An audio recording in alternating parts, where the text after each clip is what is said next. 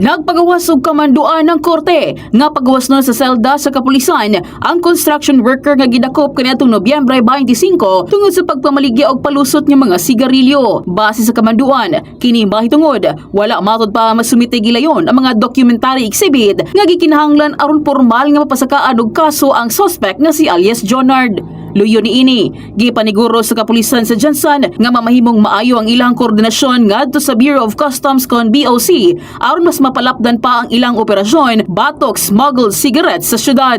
Yes ma'am, depende man na sa pag-file sa kaso ma'am sa atong police station o sa pag-file sa katong ga-operate niya na kung bailable, makabail, kung tanawon pod og why probable cause minus ang pagsampa kay dili bugat ang pagsampa sa atong mga investigators, makagawas yun ang atong suspect. But of course, ang atong nasis nga mga contraband, cigarillo smuggling na magyapon na. Accounted man na kay kanunay man ang inventory.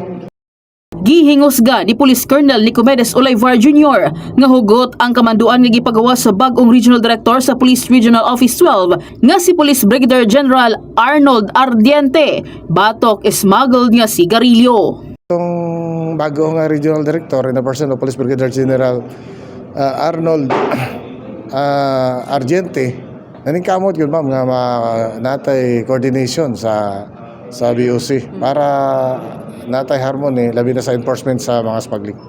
In the heart of changing lives, kini si MJ Fernandez, alang sa 89.5 Brigada News FM Jansan, The Music and News Authority.